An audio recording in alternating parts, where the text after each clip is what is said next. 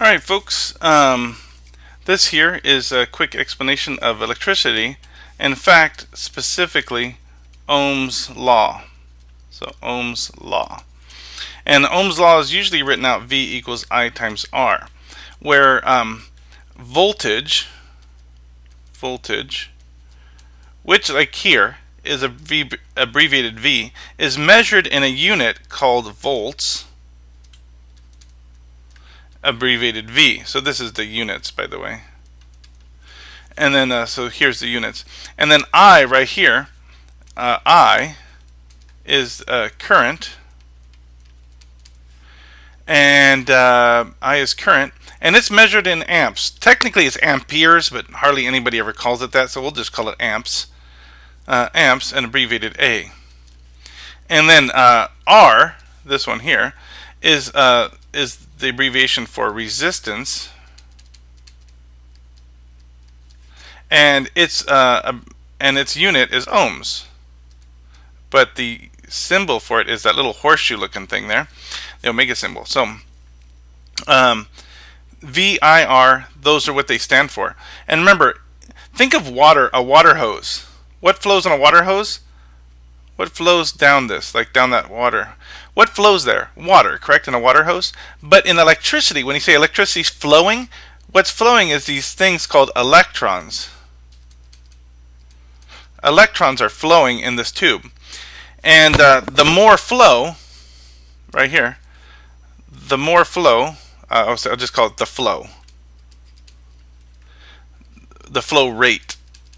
The current is the flow rate, like how fast. So, 2 amps, wow, that's a lot of electricity flowing in the wire. By the way, 1 amp is a lot of current, okay? So 1 amp is a lot of current. And that tells you how fast it's flowing. You know, in a water hose, you'd probably call it gallons per minute or something. But in electricity, we just call it how fast are these electrons flowing in there. We call that current, flow rate. We call it current, and it's measured in amps.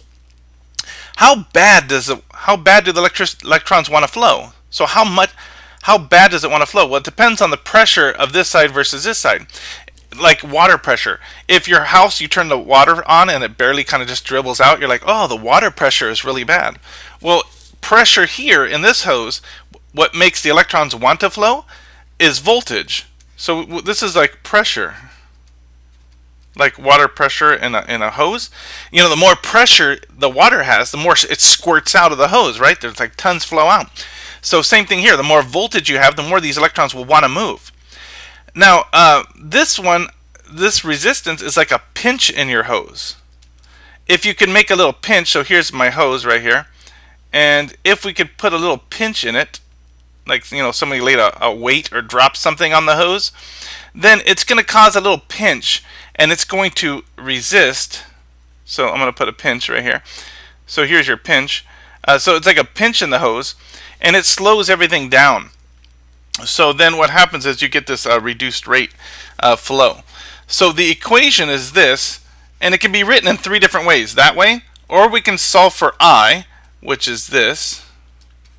That's just changing algebra, you know, moving around. Same equation, just solving for I. And then it could also be this right here, R equals, and then what do? We move the I underneath, and then so we get V divided by I. And so those are your three equations, but it's the same equation. It's all Ohm's law, just solved for different ways.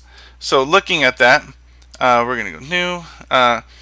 We're going to do our first problem where we have, let's say we know V is equal to 12 volts, and I is equal to 2 amps. And then obviously the one thing I don't know here is the R. What is it? Well, there is an equation for that. If you remember, R is equal to V divided by I. And so we just stick in the equation here. V is 12 volts divided by the I, which is 2 amps. And then I get 6 right here. And if you remember, the unit is ohms. So 6 ohms. Or you could put 6 ohms. That's the same thing. So either one is fine. Next, what if I gave you, so that's one way. What if they gave you the I is 3 amps and the resistance is, let's say, 10 ohms of resistance? What is the voltage here? Well, the equation for this, for V, if you were trying to look for V, the equation is I times R. So if you see a problem that looks like this and where they don't know the V, it's I times R. And so pretty much it's 3 times that's a 10 by the way, 3 times the 10 ohms, and that equals 30. 30 what? Remember, this is voltage, so it's measured in volts, which is pretty easy to remember. So the answer is 30 volts. And that brings us to our last type of problem, which would be if we don't, let's say we did R, we did V, let's find one with I. So I need to give you the other ones. I got to make these up. So V is equal to, let's say this is 120 volts, like that comes out of your wall outlet. And then I have to give you the R. So R is equal to 10 ohms, let's say again. And I'm wondering what the I is. So what is the I? Well, I is equal to V divided by R. And then V is 120 volts. And the R is 10 ohms. And what is 120 divided by 10? That's equal to 12. 12 what?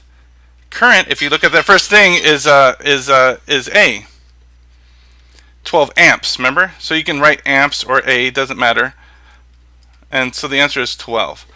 And hopefully you can solve all those problems on the worksheet and get done.